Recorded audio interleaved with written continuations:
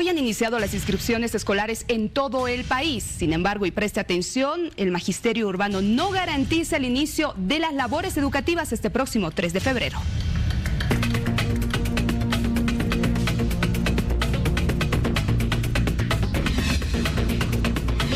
Desde tempranas horas, afanados, los padres de familia acudieron a las unidades educativas portando la documentación requisito para inscribir a sus hijos. El plantel administrativo organizó la hermenéutica de inscripción para la gestión. Estamos atendiendo hoy las inscripciones a los primeros cursos de secundaria, conforme las estadísticas que nos han hecho el año pasado los técnicos de la Dirección Distrital de La Paz II y la departamental. Los padres, en filas ordenadas, esperaban su turno para cumplir con la inscripción. En algunos casos por el prestigio, otros por la tradición familiar y también quienes por la cercanía con el domicilio eligieron la unidad educativa. Ya teníamos también mi hija que estaba aquí, ahí automáticamente su hermanita ya está aquí. ¿Colegio de gran prestigio? Sí, un buen colegio. Particularmente no, porque soy exalumna del colegio y bueno, nos han dado prioridad a la escuela argentina. En buen colegio está su hermana mayor. Ah, ya. Entonces van a estar los hermanos. Los hermanos están. Durante toda la semana se vivirán las inscripciones acorde a los días específicos por grado académico. A la par, desde el Ministerio de Educación se informó que determinaron el incremento del 2% en las pensiones para las unidades educativas privadas. Y a ver, muchos nos preguntamos por qué no estaría garantizado justamente el inicio de las labores educativas este próximo 3 de febrero como se había anticipado. Y hoy estoy justamente con el profesor Ludwig Salazar, quien es Ejecutivo Nacional de los Maestros Urbanos de Bolivia, y también con el profesor Patricio Molina, también Ejecutivo del Magisterio Urbano. Bienvenidos a ambos, muy buenas noches. Muy buenas noches, Vani, un saludo cordial. Buenas noches, bienvenido. Buenas noches, Vani. Gracias por el espacio. A ver, le expliquemos a los papás principalmente, ¿no? ¿Por qué no estarían garantizados el inicio de las clases? ¿Qué pasó? Bueno, primero van a informarte de que nosotros como representantes de la Confederación de Trabajadores de Educación Urbana de Bolivia, obedecemos a mandato de los maestros urbanos de Bolivia, a esos 120.000 o 130.000 maestros que representamos a nivel nacional.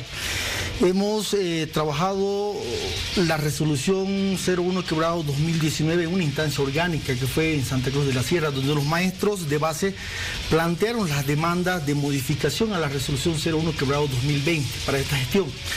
La resolución 01/2020 es la norma que norma todo el proceso administrativo de gestión de todas las unidades educativas. En ese entendido es elemental el tema de la aplicación de esta normativa, porque son los maestros, directores, secretarios administrativos que aplican las normativas en cada una de las unidades educativas y establecimientos educativos. En ese entendido hemos planteado a la ministra ya en una reunión nuestro pliego petitorio referente a la 01 y hemos tenido avances positivos, pero también hemos tenido de cierta manera cuestiones negativas. Por ejemplo, dentro de los avances positivos nosotros resaltamos de que haya aceptado la ministra de que se vuelva a sistema trimestral. Hasta el año pasado el sistema era bimestral, o sea, cada 2 meses el maestro tenía que planificar para 2 meses, hacer un proceso de evaluación y se convertía en una actividad burocrática y de escritorio para el maestro en este caso. Y no le dedicaba tiempo, en este caso, a la hora pedagógica y al avance curricular de los conocimientos científicos que necesitan los estudiantes para tener una educación de calidad. En ese entendido, la demanda del magisterio era clara. Necesitamos más tiempo de horas pedagógicas para poder trabajar los contenidos científicos, y con la evaluación y la planificación bimestral no teníamos. Entonces, la ministra en esta oportunidad acepta el pedido del magisterio de que volvamos al sistema trimestral, y hemos vuelto ya al sistema trimestral. Pero también se va a tener que evaluar bajo el sistema trimestral igualmente, ¿no? Y ahí, por ejemplo, hay un compromiso de trabajar en una mesa técnica para poder pronunciar el debate en el tema del sistema de evaluación de los procesos curriculares. Pero además, otro avance significativo que nosotros podemos visibilizar es el tema de que en el nivel primario, el año pasado se promediaba el promedio de los estudiantes. Por ejemplo, si un estudiante X se aplazaba en lenguaje o matemática, pero la sumatoria de las demás materias le daba para que el estudiante pueda tener un promedio arriba de 51, el estudiante pasaba. Hoy nosotros hemos pedido de que no se promedie en el nivel primario. Que sea por materia. Que sea por materia individualizada, porque cada una de las materias son científicas y son tan importantes para que el estudiante tenga una formación integral dentro del avance de los contenidos. Con ese sistema, perdón que le corte, con ese sistema, ¿no se daba la importancia que merecían otro tipo de materias, por ejemplo? Evidentemente. No, es más, había estudiantes que en este caso se dedicaban más a educación física, a otras áreas técnicas y dejaban de lado las áreas científicas de suma importancia, el caso del lenguaje, el caso de matemática. Evidentemente todas son importantes, pero nosotros creemos de que cada una de las áreas son tan importantes y que el promediar, en este caso el promedio del estudiante de nivel primario, estábamos haciendo un daño en este caso al estudiante y evidentemente era un retroceso en el tema de la calidad educativa. En este caso la 01 sale sale la implementación y se elimina el tema de la promediación. Otro elemento importante que vemos es el tema del fraccionamiento de ítems. Por ejemplo, en la gestión anterior no se podían fragmentar ciertos ítems y nosotros siempre hemos peleado por el reglamento del escalafón, y el maestro en función de su categoría y los años de servicio tiene acúmulos de horas, y como no se podía fraccionar los ítems, en este caso por fallecimiento, por jubilación, no permitía que los maestros tengan acúmulos de horas. Había maestros que están al mérito y con 88 horas, su salario se mantiene, hay un congelamiento de salario. Entonces, hoy se van a poder fraccionar ciertos ítems sin perder evidentemente el ítem, ¿no? Son avances que vemos positivos nosotros desde el enfoque que analizamos y la demanda que hemos planteado. Ahora, pero también hay temas que hemos planteado y que en el acuerdo han aceptado, pero al momento que ya publican no se ha cumplido. A ver, ahora me va a decir cuáles son, y me imagino que uno de estos es el tema de la norma, ¿no? La ley, Avelino Siñani. Ustedes han tenido muchas dificultades con esta norma. ¿Qué están pidiendo? ¿Su abrogación o modificación? Nos gustaría que se abrogue porque creemos que ha sido una ley que ha hecho harto daño a la calidad educativa, pero también nosotros pisamos tierra, es un gobierno de transición. Pero sí estamos seguros que este gobierno tiene la capacidad, le falta la decisión política de corregir aquellas normas de menor rango que nos ayuden a fortalecer en el marco de esta ley a tener una buena calidad educativa. Nosotros habíamos criticado mucho al anterior gobierno el tema del racionamiento económico que hizo para la cuestión de ítems, del famoso reordenamiento que hacía, de ahí mismo sacaba la correa para enmendar la demanda de ítems, o sea, jugaba con el salario del maestro, jugaba con la estabilidad del maestro. Teníamos la esperanza de que esta gestión se pueda corregir esta política totalmente negativa y nociva para el maestro, pero se ratifica en la 01 este plan de reordenamiento. Es más, por ejemplo, hay un artículo en el que habla que para poder desdoblar un nuevo paralelo se necesita 23 estudiantes al margen de los 30 exigidos como máximo. O sea, un aula va a tener que tener 53 estudiantes recién para dividirse en dos. ¿Es posible trabajar? Mucho. No es imposible. Nosotros como demanda del magisterio tenemos nuestra demanda es clara y la vamos a ratificar con el próximo gobierno hasta que se nos cumpla 20 estudiantes por maestro, por aula. Pero, ¿consideran ustedes que eso va a ser factible este año, tomando en cuenta los días ya que nos quedan para el inicio de clases? ¿Qué pasaría con el resto de los estudiantes? Es cuestión de presupuesto, maestros existen. Es cuestión de presupuesto y de voluntad política. Nosotros felicitamos, por ejemplo, que en las semanas pasadas se haya aprobado el gasto del 10% del Tesoro General de la Nación en salud. Me parece una política que hay que aplaudir desde cualquier punto de vista. Y educación también es una de las supremas funciones del Estado, que también nos gustaría que haya una decisión política a ese nivel. ¿Por qué? No solamente es el tema de ítems, el tema de equipamiento, el tema de la consolidación del proyecto del bachillerato técnico humanístico, que no se ha podido consolidar porque se le ha delegado responsabilidades a gobiernos municipales que están muriendo de hambre. Aquí tiene que haber una decisión política estatal para apuntar esos temas estructurales que sí ayudarían a una calidad educativa. El maestro, sin aulas adecuadas y sin equipamiento adecuado en el marco de sus especialidades, tiene que hacer malabarismos para poder educar. Es decir, me está diciendo que no se ha hecho mucho por la educación. La ministra el otro día lo dijo, la educación está por los suelos. ¿Es así? En realidad, hay que hacer un análisis profundo de la ley 070. Nosotros tenemos instancias orgánicas.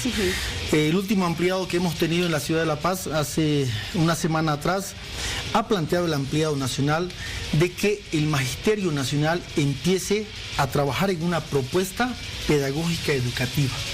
Una propuesta que nazca desde los maestros, desde los conocimientos de los maestros, y que los maestros definamos al estudiante que queremos formar y al tipo de sociedad que queremos tener. O sea, definir al sujeto histórico de la sociedad boliviana. Porque dentro del ámbito educativo está el ámbito cultural. O sea, un país sin educación es un país atrasado, es un país subdesarrollado. La educación es el pilar fundamental para el desarrollo cultural, científico y progreso de todos los países. Y Bolivia no es una excepción. Y es por eso que nosotros, de forma muy categórica y tácita, en el anterior gobierno hemos planteado el tema del presupuesto de educación. Y no vamos a dejar plantearlo acá en este escenario, por más que sea un gobierno de transición, de plantear el tema del presupuesto de educación, porque el presupuesto de educación es el pilar fundamental para que haya el avance científico y el avance en el ámbito académico de infraestructura.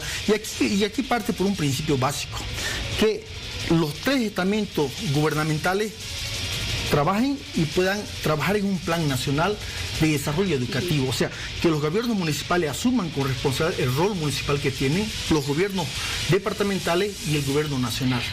Profesor Molina, ahora, han habido muchas quejas porque hay algunos estudiantes, por no decir todos, que salen ya a las universidades y no están realmente preparados. ¿Qué está fallando? Hay un tema muy importante, lo que abordábamos al principio, la malla curricular del nivel inicial, primario y secundario. Entre esos tres subsistemas tienen una relación. Tienen una relación en el marco de los principios de la cosmovisión misma que plantea la ley 070. Pero hay un divorcio con los perfiles que requiere cada especialidad y cada carrera en las universidades. Es un trabajo que no se lo ha hecho. En estos 13 años nunca ha habido ese trabajo en el que se pueda articular y dar armonía a los contenidos que se dan en los colegios y que se deben armonizar con las universidades. Aquí hay un compromiso que tiene que nacer en el marco de las autonomías de las universidades con el Ministerio de Educación, y este año sí se puede revisar la malla curricular. La malla curricular, estamos hablando de la amalgama de contenidos que se imparten en cada especialidad en el colegio. Creo que, y al margen de eso, se tiene que trabajar en el reglamento de evaluación. Aquí nos paramos muy fuerte. El reglamento de evaluación de las anteriores gestiones era muy permisivo, requería el mínimo de esfuerzo para aprobar. El mínimo esfuerzo para aprobar de parte del estudiante.